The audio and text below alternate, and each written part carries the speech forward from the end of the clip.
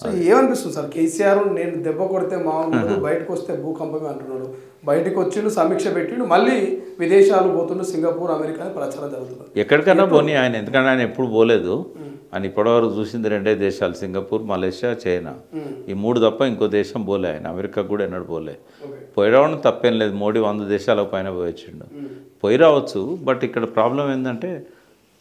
నేనేమంటున్నా అంటే ఆయన బయటకు వచ్చి దెబ్బ కొట్టాల్సిన అవసరం లేదు ఈ 14 నెలలు ఆయన బయటకే రాలే కదా మరి రేవంత్ రెడ్డి ఇమేజ్ ఎక్కడి నుంచి ఎక్కడ పడిపోయింది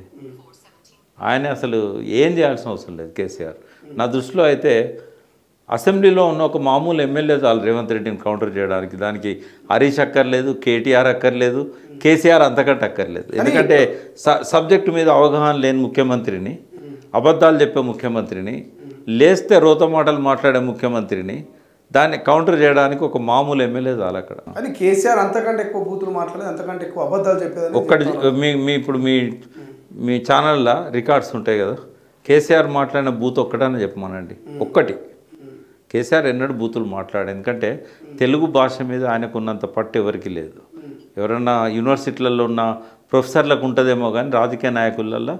తెలుగు మీద ఆయనకున్నంత పట్టు ఎవరికీ లేదు మంచి తెలుగు స్వచ్ఛమైన తెలుగు మాట్లాడతాడు ఆయన కవి ఆయన రచయిత అదేవిధంగా ఆయన ఇంగ్లీష్ మీద కానీ ఉర్దూ మీద కానీ హిందీ మీద కానీ అపారమైన పట్టున్న వ్యక్తి ఉద్రేకం రెచ్చగొట్టడానికి ఆవేశం రెచ్చగొట్టడానికి పరుషపదాలు వాడతారు తప్ప ఆయన నోట్లోకి వెళ్ళి ఎన్నడూ బూతు రాలేదు రాదు కూడా మీ బూతులు చూసి మేము నేర్చుకున్నామని చెప్తా ఉంటారు కదా సన్యాసి అని కుక్కలని అదే సన్యాసి అనేది బూత్ కాదు సన్యాసి అనేది ఒక నోబుల్ ప్రొఫెషన్ ఈ దేశంలో సన్యాసి అంటే ఏంటంటే కుటుంబాన్ని త్యాగం చేసి తను ఒక లక్ష్యం కోసం పోయేవాడిని సన్యాసి అంటారు గాడిద కొడుకులు అని చెప్పేసి కుక్కలు అని చెప్పేసి ఇంకా చాలా రకాలు ఉన్నాయి కానీ మనం ఇవన్నీ ఈ గాడిద కొడుకులు ఇట్లాంటి మాటలు ఆయన నోట్లోంచి సహజంగా రావు ఆయన ఎంతసేపు పరుషపదాలు వాడతాడు తప్ప బూతులు మాట్లాడు వీటి మీద పేటెంట్ హక్కు ఎవరికన్నా ఉందంటే రేవంత్ రెడ్డికే ఉంది ప్రపంచంలో ఒక ముఖ్యమంత్రి స్థాయి సీట్లో కూర్చొని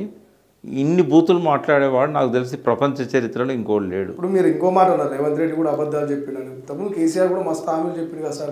దళితులకు 3 ఎకరాలని దళిత సీఎం అవి అబద్ధాలు కాదు అవి ఎట్లా ఉంటాయంటే ఇవన్నీ నెరవేరిన పరిస్థితి కాదు తెలిసి చేయడం వేరు ఇస్తామనుకొని ఒక సదుద్దేశంతో చేయడం వేరు ఆయన నిజంగానే దళితులో 3 ఎకరాలు ఇస్తా అన్నాడు కొన్ని సంవత్సరాల పాటు ఇచ్చాడు తర్వాత ఏమైందంటే ఒక్కసారిగా 1.5 ఎకరం ఉన్న భూమి 20 లక్షలు అయింది 15 లక్షలు దాటింది 2 ఇయర్స్లో అప్పుడు ఆయన దగ్గర అంత వెసులుబాటు ఉండదు ఆయన హామీ ఇచ్చిన రేట్లు ఎట్లున్నాయి ఆయన నేను ఇవ్వలేను డబ్బులు ఇవ్వగలుగుతా కానీ ల్యాండ్ ఇవ్వలేను ఎందుకంటే ఎవరు అమ్మడానికి సిద్ధంగా లేరు కొందామంటే ల్యాండ్ దొరకని పరిస్థితి రోజు రోజుకు పెరుగుతున్న పరిస్థితి ఇప్పుడు ఆయన కొన్న ల్యాండే 1,50,000 ఎకరం చొప్పున కొన్నాడు ఫామ్ హౌస్ ఎప్పుడు 2010లో 10-11 60,000 నుంచి స్టార్ట్ అయింది అది 60,000 నుంచి 1,50,000 పోయింది ఈయన అధికారంలోకి వచ్చే నాటికి ఇప్పుడు ఎంత ఉన్నది తెలుసా 60 లక్షలు 70 లక్షలు ఉన్నది మరి రేట్లు పెరుగుతున్న కొద్దీ దళితులకు ఇయ్యలేని పరిస్థితి కాబట్టి ఇంటెన్షన్ మంచిది ఉండే అనేది దళిత సీఎం ఏమైంది సార్ ఖర్చు లేని పనే కదా దళిత సీఎం అనేది అప్పుడు సాధ్యం కాని పరిస్థితి ఎందుకు అంటే ఒకటి తెలంగాణను వ్యతిరేకించిన మోడీ తెలంగాణను వ్యతిరేకించిన చంద్రబాబు ఇద్దరు అధికారంలోకి వచ్చారు ఒకవేళ నిజంగానే ఆయన ఏ దళితున్న సీఎంగా పెట్టి ఉంటే కనుక ఇదే తెలంగాణను మళ్ళీ ఆంధ్రతో కలిపి కాంగ్రెస్ తప్పు చేసిందని చెప్పి మళ్ళీ ఆర్టికల్ 3 కింద 2 ప్రాంతాలను కలిపేటోళ్ళు మేమే చెప్పినాం ఈ తమాషాలను ఎదుర్కోవాలంటే ఆంధ్ర వాళ్ళ కుట్రలను ఎదుర్కోవాలంటే మోడీ లాంటి పచ్చి తెలంగాణ వ్యతిరేకిని ఎదుర్కోవాలంటే మీరైతేనే కరెక్ట్ అని చెప్పాం ఆయన వాస్తవంగా ప్రూవ్ అయింది అది ఎందుకంటే మనకు 10 ఏళ్ల పాటు law and order problems governor చేతిలో ఉండే ఉమ్మడి రాజధాని ఉండే ఆ టైంలో ఆషామాషిగా ఎవరి చేతుల్లో రాజ్యాన్ని పెట్టే పరిస్థితి లేదు ఇప్పుడు రాజకీయ నాయకులు హామీలు ఇస్తారు కానీ కొన్నిసార్లు అమలు చేయడానికి వీలవుతుంది కొన్నిసార్లు చేయకుండా ఉండడానికి వీలవుతుంది అట్లాంటిదే అది కూడా అనుకోవాలి కానీ రేవంత్ రెడ్డి ఒకటి ఒప్పుకోవాలి ఆయనను ప్రజలను మోసం చేస్తా అని చెప్పి చేశాడు చాలామంది రాజకీయ నాయకులు సార్ ఏ రకంగా మోసం చేస్తా అని చెప్పి చేసినాడు ఆయన అమెరికాలో ఒక ఆట కాన్ఫరెన్స్ పోయిండు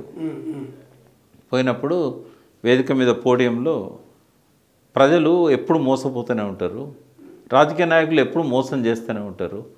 గుడ్డిగా నమ్ముతారు వీళ్ళు ఇచ్చే హామీలను గుడ్డిగా నమ్ముతారు వాళ్ళు అధికారంలోకి వచ్చినాక వాళ్ళ హామీలను అమలు చేయరు అంటే మీరు కూడా అంతేనా అంటే నవ్వి ఊరుకున్నాడు ఆయన ఇది ఎప్పుడు చెప్పిండు ఆయన ఎలక్షన్ల కంటే నెల ముందు చెప్పిండు మరి ఈ జనానికి సోయి ఉండాలి కదా. అందుకే జనానికి కూడా కర్రు పెట్టి కాల్వాల్సిందే. మీరు ఓటేసినందుకు అనుభవించండి రా బాబు. ఏరుకోరు ఓటేస్తారు కదా మీరు. 15,000 ఇస్తాడు ఎకరానికని నమ్మి మీరు ఓటెత్తిరి. 10,000 కూడా వచ్చేటి బీకినాయి